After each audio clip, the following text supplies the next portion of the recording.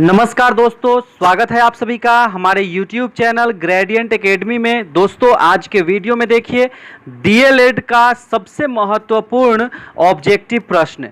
दोस्तों ये वीडियो अंत तक जरूर देख लीजिएगा क्योंकि इसमें बहुत ही ज़्यादा महत्वपूर्ण प्रश्न है। सभी प्रश्न परीक्षा के दृष्टिकोण से काफ़ी ज़्यादा महत्वपूर्ण है दोस्तों। तो यहाँ पे दोस्तों मैं आपको सबसे पहले बताते चलूँ कि हमारा ये प्रधान शिक्षक टेस्ट सीरीज का 32वां सीरीज है जो कि पूर्णतः सिलेबस पर आधारित है दोस्तों। और डीएलएड का हम लोग 75 अंक का जो क्वेश्चन पूछेगा परीक्षा में दोस्तों, जिसमें आपको नेगेटिव मार्किंग का भी प्रश्न रहेगा, तो आप लोग उसी प्रश्न को अटेम्प्ट करें, बनाएं, जिसमें आप कंफर्म है ज़्यादा।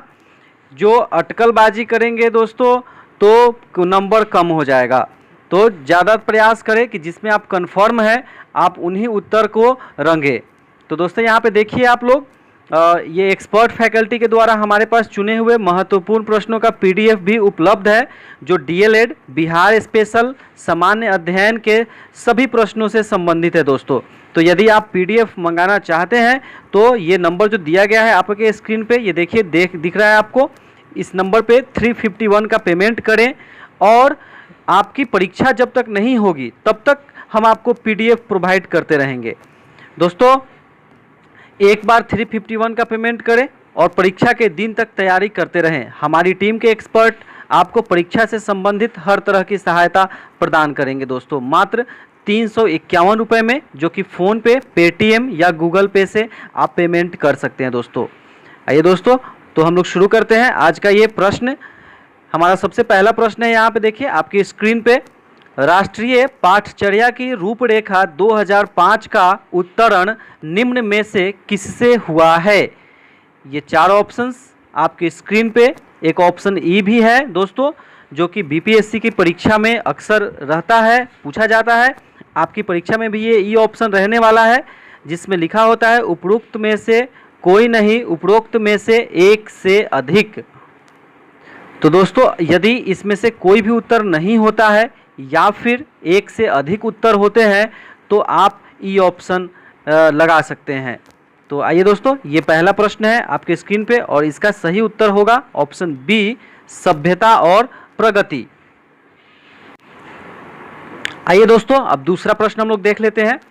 राष्ट्रीय पाठचर्या की रूपरेखा के दिशा निर्देश के अंतर्गत आता है। दोस्तों ये 4 ऑप्शंस हैं आपकी स्क्रीन पे, कौन सा आता है ये आपको बताना है। यदि आप उत्तर जानते हैं तो कृपया कमेंट कर हमें ज़रूर बताएं दोस्तों। तो इस प्रश्न का सही उत्तर होगा ऑप्शन डी, उपरोक्त सभी। दोस्तों ज्ञान को स्कूल के बाहर ही जीवन से जोड़ना, पढ़ाई रटन प्रणाली से मुक्त हो, परीक्षा को अपेक्षाकृत सरल बनाना, ये सभी राष्ट्रीय पाठचर्या की रूपरेखा 2005 के अंतर्गत आते हैं दोस्तों। आइए दोस्तों हम लोग देख ले अब तीसरा प्रश्न यहाँ पे, एनसीएफ 2005 के अनुसार सीखना एक क्या है। दोस्तों एनसीएफ का फुल फॉर्म होता है नेशनल करिकुलम फ्रेमवर्क। तो इसके अनुसार ये बताना है आपको चारों ऑप्शंस में से कौन सा सही होगा। तो इस प्रश्न का सही उत्तर है ऑप्शन ए, ज्ञान के निर्माण की प्रक्रिया है। एनसीएफ 2005 के अनुसार सीखना क्या है दोस्तों, तो सीखना ज्ञान के निर्माण की एक प्रक्रिया है। तो चौथा प्रश्न देखिए दोस्तों आपकी स्क्रीन पे, एनसीएफ 2005 के अनुसार बाल केंद्रित शिक्षा शास्त्र में शिक्षा को किस प्रकार नियोजित करने की आवश्यकता है। तो दोस्तों एनसीएफ का फुल फॉर्म होता है नेशनल करिकुलम फ्रेमवर्क 2005। तो दोस्तों इसमें 5 ऑप्शंस में से आपको बताना है कौन सा ऑप्शन सही होगा। तो इसका सही उत्तर है ऑप्शन ए, अभिरुचि के अनुरूप। अब आइए दोस्तों पांचवा प्रश्न हम लोग देख लेते हैं फटाफट से, पूरा प्रश्न जरूर देखिएगा।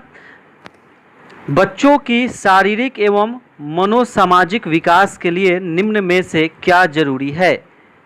ये 5 ऑप्शंस देखिए दोस्तों, इसमें से सही उत्तर होगा ऑप्शन डी, उपरोक्त सभी। दोस्तों बच्चों की शारीरिक एवं मनोसामाजिक विकास के लिए योग, औपचारिक खेल तथा अनौपचारिक खेल ये सभी जरूरी हैं दोस्तों। आइए छठा प्रश्न अब देख लेते हैं फटाफट से दोस्तों, अंत तक वीडियो को जरूर देखें क्योंकि काफ़ी महत्वपूर्ण प्रश्न है इसमें आपकी परीक्षा के दृष्टिकोण से। यदि आप पीडीएफ चाहते हैं दोस्तों तो ये आपकी स्क्रीन पे जो नंबर दिख रहा है इस नंबर पे कांटेक्ट करें, 351 का पेमेंट करें और दोस्तों बिहार विशेष सामान्य अध्ययन और डीएलएड का पूरे सिलेबस के अनुसार पीडीएफ प्राप्त करें दोस्तों। तो ऑप्शन ये छठा प्रश्न का हमारा सही उत्तर होगा। एक बार प्रश्न देख लीजिए दोस्तों। छठा प्रश्न है हमारा यहाँ पे, एनसीएफ 2005 के अनुसार भाषाई अल्पसंख्यक वाले वर्गों के बच्चों को शिक्षा किस भाषा में दी जानी चाहिए? तो इसका सही उत्तर है ऑप्शन ए, उनकी मातृभाषा में। दोस्तों मातृभाषा में शिक्षा दी जाएगी तो बच्चे ज़्यादा अच्छे तरीके से समझेंगे और शिक्षण के उद्देश्यों की प्राप्ति होगी दोस्तों। आइए हम लोग सातवां प्रश्न देख लेते हैं अब यहाँ पे। किसी इच्छा या आवश्यकता में रुकावट पड़ने पर उससे उत्पन्न होने वाला सांवेगिक तनाव डैश कहलाता है? दोस्तों किसी प्रकार की अगर इच्छा है या आवश्यकता है और उसको प्राप्त करने में जो रुकावट हो गई तो उससे जो संवेगिक तनाव उत्पन्न हुआ वो कैसा तनाव कहलाता है दोस्तों, ये बताना है यहाँ पे। तो ये सही उत्तर है इसका ऑप्शन ए, कुंठा। आइए दोस्तों आठवां प्रश्न देख लीजिए आप लोग फटाफट। मिरर ड्राइंग परीक्षण निम्न में किसके मापन हेतु प्रयुक्त होता है? तो इस प्रश्न का सही उत्तर है दोस्तों ऑप्शन सी, अधिगम। अधिगम के मापन के लिए मिरर ड्राइंग परीक्षण उपयुक्त होता है दोस्तों। यहाँ आइए अब हम लोग देख लेते हैं नौवां प्रश्न। किसने सबसे पहले बुद्धि परीक्षण का निर्माण किया? ये 5 ऑप्शंस आपके स्क्रीन पे, इसमें से सही उत्तर बताना है दोस्तों। यदि आप उत्तर जानते हैं तो कमेंट करके हमें जरूर बताएं दोस्तों। तो इस प्रश्न का सही उत्तर होगा ऑप्शन डी, अल्फ्रेड बीने। आइए दोस्तों 10वां प्रश्न देख लेते हैं हम लोग। क्रिया प्रसूत अनुकूलन सिद्धांत का प्रतिपादन किसने किया था? इन 4 ऑप्शंस में से आपको बताना है दोस्तों किसने किया था। तो इस प्रश्न का सही उत्तर है ऑप्शन ए, स्किनर। स्किनर साहब ने क्रिया प्रसूत अनुकूलन सिद्धांत का प्रतिपादन किया था। आइए दोस्तों 11वां प्रश्न देख लेते हैं हम लोग। कार्य को आरंभ करने, जारी रखने और नियमित करने की प्रक्रिया है। कार्य को आरंभ करने, जारी रखने और नियमित करने की क्या प्रक्रिया है दोस्तों? तो इसका सही उत्तर है ऑप्शन ए, संवेदना। दोस्तों किसी भी लक्ष्य की प्राप्ति के लिए कार्य आरंभ करना पड़ेगा, उसको जारी रखना पड़ेगा और दोस्तों नियमित करना पड़ेगा। ऐसा नहीं कि हम किसी लक्ष्य की प्राप्ति के लिए कोई कार्य कर रहे हैं, 1-2 दिन तो बहुत बढ़िया से किए और फिर छोड़ दिए काम करना, तो हमें वो लक्ष्य की प्राप्ति कैसे होगी दोस्तों? नहीं हो पाएगी। अब आइए दोस्तों हम लोग 12वां प्रश्न देख लेते हैं यहाँ पे। अभी क्रमायोजित अधिगम का प्रत्यय किसने दिया था? तो इसका सही उत्तर है ऑप्शन सी, स्किनर साहब ने दिया था दोस्तों, अभी क्रमायोजित अधिगम का प्रत्यय। अब आइए दोस्तों 13वां प्रश्न देख लेते हैं। निम्नलिखित में से कौन सा सीखने का नियम नहीं है? तो इस प्रश्न का सही उत्तर होगा दोस्तों इन सभी ऑप्शंस में से ऑप्शन ए, तनाव का नियम। आइए 14वां प्रश्न देख लेते हैं हम लोग। समायोजन से तात्पर्य स्वयं का विभिन्न परिस्थितियों में अनुकूलन करना है ताकि संतुष्ट किया जा सके। इस प्रश्न का ये ऑप्शंस आप देख रहे हैं, इसमें से सही उत्तर होगा दोस्तों ऑप्शन डी, आवश्यकताओं को।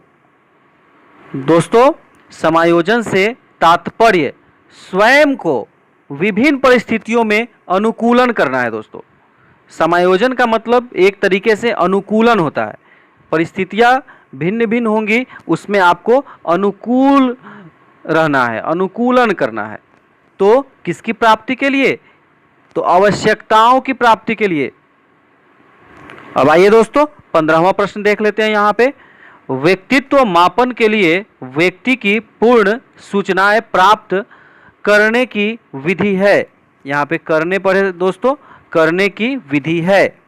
तो इस प्रश्न का सही उत्तर है ऑप्शन सी, व्यक्ति इतिहास विधि।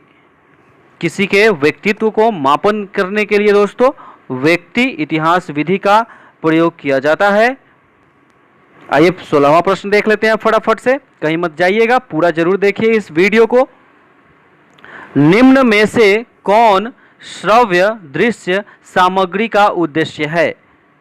दोस्तों श्रव्य दृश्य सामग्री का उद्देश्य क्या है? इन ऑप्शंस में से आपको बताना है। काफी इंपॉर्टेंट प्रश्न है, VVI प्रश्न है दोस्तों ये। तो इस प्रश्न का सही उत्तर होगा ऑप्शन ए 1, 2 एवं 3। एक बार मैं पढ़ के बता देता हूं दोस्तों। श्रव्य दृश्य सामग्री का उद्देश्य क्या है? शिक्षण को प्रभावशाली बनाना, निश्चित रूप से यह उद्देश्य है श्रव्य दृश्य सामग्री का। दूसरा देखिए दोस्तों, छात्रों में सृजनात्मकता उत्पन्न करना, निश्चित रूप से यह उद्देश्य होगा श्रव्य दृश्य सामग्री का। और तीसरा देखिए दोस्तों, छात्रों को क्रियाशील बनाना, यह भी उद्देश्य होगा दोस्तों, छात्रों को क्रियाशील बनाना। और चौथा देखिए दोस्तों, विषय वस्तु में अरुचि उत्पन्न करना। दोस्तों ये तो कभी भी नहीं हो सकता है। विषय वस्तु में अरुचि उत्पन्न कैसे किया जा सकता है श्रव्य दृश्य सामग्री का उपयोग करके? यदि विषय वस्तु में किसी सामग्री का उपयोग करके अरुचि उत्पन्न होता है तो हम वैसी सामग्री का अध्ययन पठन पाठन के लिए क्यों उपयोग करेंगे? जो रुचिकर हो उसी का उपयोग करेंगे। ठीक है दोस्तों, तो इस प्रश्न का सही उत्तर क्या होगा? ऑप्शन ए 1, 2 एवं 3। अब आइए 17वें प्रश्न की ओर बढ़ते हैं। देखिए 17वां प्रश्न आपकी स्क्रीन पे। शिवानी द्वारा पूछे गए एक प्रश्न का उत्तर शिक्षक तत्काल नहीं दे सकता है। शिक्षक की प्रतिक्रिया क्या होनी चाहिए? दोस्तों यदि किसी बच्चे के द्वारा प्रश्न पूछा जाता है और शिक्षक तत्काल उसका जवाब नहीं दे पाते हैं तो शिक्षक की क्या प्रतिक्रिया होनी चाहिए? ये ऑप्शंस काफ़ी महत्वपूर्ण है, इसलिए मैं यहाँ पे इस ऑप्शंस को पढ़ूंगा दोस्तों। शिक्षक द्वारा शिवानी को चुप करा देना चाहिए। बी ऑप्शन देखिए, शिक्षक द्वारा शिवानी को ध्यान बटा देना चाहिए। सी, शिक्षक को कहना चाहिए कि मैं नहीं जानता हूं। डी, शिक्षक द्वारा इस प्रश्न का सही उत्तर बाद में समझकर देना चाहिए।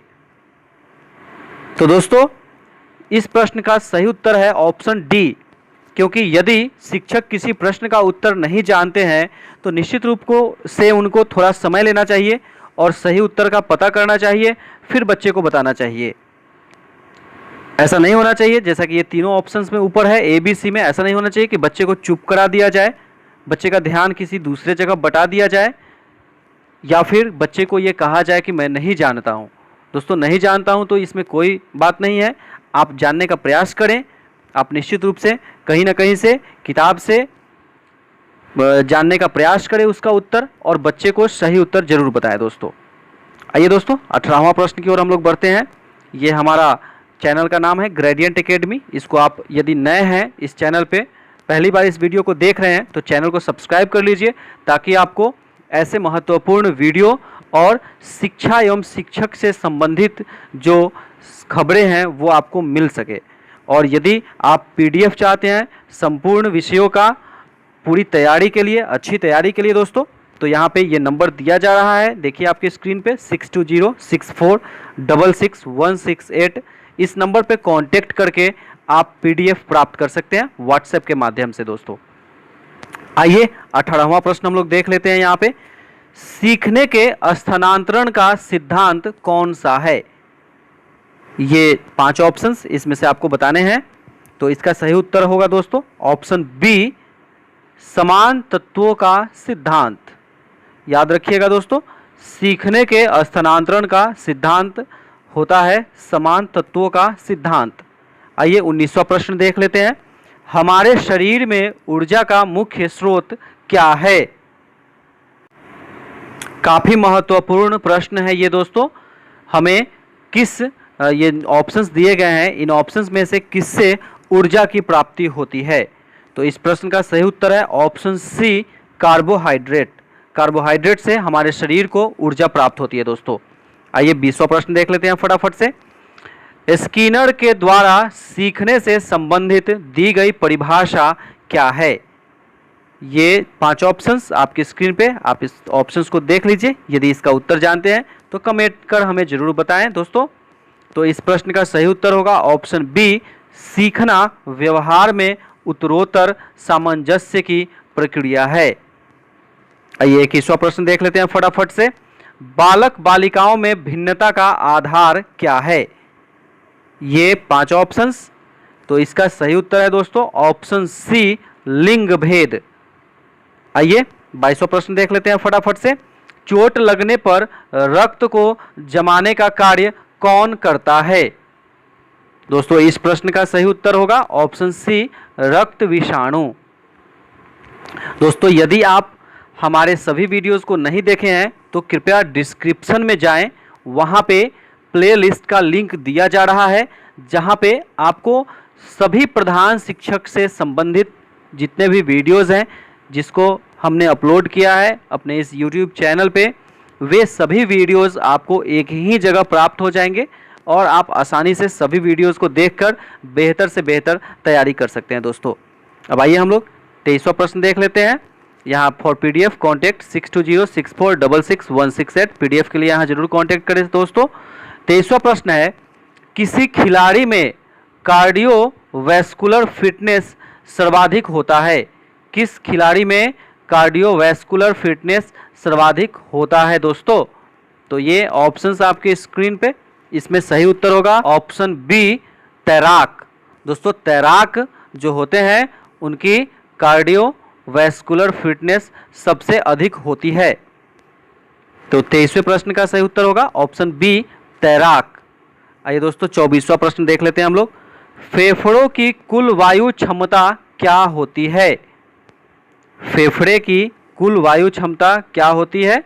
ये देखिए ऑप्शंस में सही उत्तर हमें जरूर बताएं दोस्तों, यदि आप जानते हैं तो। इसका सही उत्तर होगा ऑप्शन बी, 6 से 8 लीटर। आइए 25वां प्रश्न देख लेते हैं यहाँ पे। खेल मैदान में एथलीट के हृदय के धड़कन की दर जानने के लिए किस उपकरण का प्रयोग होता है? तो इस प्रश्न का सही उत्तर है option B, radio telemetry. Radio telemetry उपकरण का उपयोग होता है खेल के मैदान में एथलीट के हृदय के धड़कन की दर जानने के लिए। आइए दोस्तों 26वां प्रश्न देख लेते हैं यहाँ पे। शेल्डन के शारीरिक वर्गीकरण में मेसोमॉर्फ का तात्पर्य क्या है? काफ़ी महत्वपूर्ण VVI प्रश्न दोस्तों, याद रखिएगा इस प्रश्न को। ऑप्शन इसका बी होगा सही उत्तर, एथलेटिक। इसका सही उत्तर होगा ऑप्शन बी, एथलेटिक। अब आइए 27वां प्रश्न देख लेते हैं हम लोग। सीखने के अंतर्दृष्टि के सिद्धांत का प्रतिपादन किसने किया? तो इसका सही उत्तर होगा ऑप्शन डी, स्मिथ। स्मिथ साहब ने सीखने के अंतर्दृष्टि के सिद्धांत का प्रतिपादन किया। अब आइए दोस्तों हम लोग देखते हैं यहाँ पे 28वां प्रश्न। सहन शक्ति परीक्षण के लिए क्या प्रयोग होता है? 28वां प्रश्न का देखिए ये क्या उत्तर होगा, सही उत्तर हमें जरूर बताएं दोस्तों। तो इसका सही उत्तर होगा ऑप्शन सी, ट्रेडमिल। ट्रेडमिल दोस्तों सहन शक्ति परीक्षण के लिए प्रयोग किया जाता है। अब आइए यहाँ पे 29वां प्रश्न देख लेते हैं। यहाँ पे 29वां प्रश्न देख लीजिए दोस्तों एक बार। बालक खेल के द्वारा अपने अतिरिक्त शक्ति का व्यय करता है, इसका उल्लेख किस सिद्धांत में है? तो इसका ऑप्शन सभी ऑप्शंस में से सही उत्तर हो जाएगा दोस्तों ऑप्शन ए, सामाजिक संविदा। अब आइए दोस्तों हम लोग 30वां प्रश्न देख लेते हैं। शिक्षा में खेल विधि का जन्मदाता किसे माना जाता है? शिक्षा में दोस्तों खेल विधि का जन्मदाता किसे माना जाता है ये बताना है। तो इसका सही उत्तर है ऑप्शन सी, फ्रोबेल। फ्रोबेल को शिक्षा में खेल विधि का जन्मदाता माना जाता है, याद रखिए दोस्तों। आइए 31वां प्रश्न देखते हैं। कौन सी अध्यापन पद्धति शारीरिक शिक्षा में सर्वश्रेष्ठ मानी जाती है? तो इन ऑप्शंस में से इसका सही उत्तर होगा ऑप्शन बी, प्रदर्शन पद्धति। दोस्तों पूरा वीडियो जरूर देखिए एक बार। ये 32वां प्रश्न देख लीजिए। अब यहाँ पे शारीरिक शिक्षा का क्या ध्येय है? शारीरिक शिक्षा का क्या ध्येय है? तो इस प्रश्न का सही उत्तर है ऑप्शन सी, मनुष्य के व्यक्तित्व का सर्वांगीण विकास करना। आइए 33वां प्रश्न देख लेते हैं फटाफट से दोस्तों, पूरा प्रश्न जरूर देखिएगा, काफ़ी महत्वपूर्ण प्रश्न है इस वीडियो में। और यदि PDF आपको चाहिए तो PDF जरूर ले दोस्तों, इस नंबर पे कांटेक्ट कर लीजिए, आपके स्क्रीन पे दिख रहा है, और आपको निश्चित रूप से PDF मिल जाएगा। बिहार विशेष का डीएलएड का और सामान्य विज्ञान का तथा सामान्य अध्ययन का भी। तो 33वां प्रश्न देखिए, शारीरिक शिक्षा को लोकप्रिय बनाने हेतु सबसे आवश्यक क्या कार्य है? इन ऑप्शंस में से इसका सही उत्तर हो जाएगा ऑप्शन ए, समाज की जागरूकता। आइए 34वां प्रश्न देख लेते हैं फटाफट से दोस्तों। यदि कोई खिलाड़ी प्रशिक्षक की देखरेख में सीखे कौशलों का अभ्यास करता है तो उसे क्या कहते हैं? तो इसका सही उत्तर होगा ऑप्शन बी, कोचिंग। आइए 35वां प्रश्न देख ले फटाफट से। शिक्षा में खेल प्रणाली को लाने का श्रेय किसको है? तो इसका सही उत्तर होगा दोस्तों ऑप्शन सी, ग्यूलिक साहब को शिक्षा में खेल प्रणाली को लाने का उद्देश्य है, लाने का श्रेय है। दोस्तों ग्यूलिक साहब को शिक्षा में खेल प्रणाली को लाने का श्रेय है। आइए 36वां प्रश्न देख लेते हैं। बास्केटबॉल खेल में 10 मिनट का खेल समाप्त होने पर विश्राम का समय कितना होता है? तो इस प्रश्न का सही उत्तर है ऑप्शन सी, 3 मिनट। 10 मिनट का खेल समाप्त हो जाएगा दोस्तों यदि बास्केटबॉल में, तो आपको 3 मिनट का विश्राम मिलेगा। यदि आप बीपीएससी, एसएससी, रेलवे, बैंक या अन्य किसी भी प्रकार के कॉम्पिटिटिव एग्ज़ाम प्रतियोगिता परीक्षा की तैयारी करते हैं दोस्तों, तो हमारे इस चैनल से ज़रूर जुड़ जाएं, क्योंकि यहाँ मिलेगा आपको सामान्य अध्ययन एवं अंक गणित का संपूर्ण सिलेबस के अनुसार और एकदम जल्दी से जल्दी, ज़्यादा से ज़्यादा याद होने वाले तरीके से संपूर्ण जानकारी दोस्तों, और आपकी तैयारी बहुत ही बेहतर से बेहतर हो जाएगी। आइए यहाँ पे 37वां प्रश्न देख लेते हैं। धावक ट्रैक पर दौड़ते समय मोड़ पर बाईं ओर क्यों झुकता है? ये देखिए, अभिकेंद्रीय बल और अपकेंद्रीय बल में अक्सर कन्फ्यूजन होता है सभी लोगों को, तो इसका सही उत्तर होगा दोस्तों 37 का ऑप्शन डी, अपकेंद्रीय बल। अब आइए दोस्तों 38वां प्रश्न देख लेते हैं।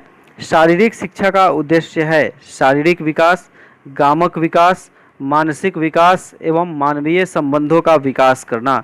यह कथन किसका है? तो इसका सही उत्तर है option A, Charles A Boucher. Charles A Boucher साहब का ये स्टेटमेंट है, ये कथन है। क्या कथन है दोस्तों?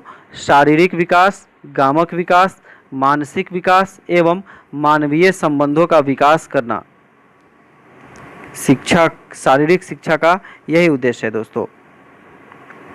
अब आइए 39वां प्रश्न देखते हैं दोस्तों। खेल कूद की सभी गतिविधियों के लिए बुनियादी घटक कौन सा है? इन ऑप्शंस में से आपको बताने हैं। खेल कूद की सभी गतिविधियों के लिए बुनियादी घटक कौन सा है? तो इस प्रश्न का सही उत्तर होगा ऑप्शन सी, मांसपेशीय क्षमता। आइए 40वां और अंतिम प्रश्न देख लेते हैं दोस्तों। यहाँ पे यदि कोई खिलाड़ी चलता है तो चलते समय हाथों और पैरों में होने वाली क्रिया में कौन सी गति होती है? तो इसका सही उत्तर है ऑप्शन बी, आवर्तक गति। ऑप्शन बी इसका सही उत्तर होगा दोस्तों, आवर्तक गति। तो ये था हमारा 40 प्रश्नों का डीएलएड का वेरी इंपॉर्टेंट प्रश्नों का टेस्ट सीरीज प्रैक्टिस सेट। यदि यह वीडियो आपको पसंद आया तो वीडियो को एक लाइक जरूर करिए दोस्तों, और हमें अपनी प्रतिक्रिया और सुझाव कमेंट के माध्यम से जरूर दे दोस्तों। वीडियो देखने के लिए बहुत बहुत धन्यवाद।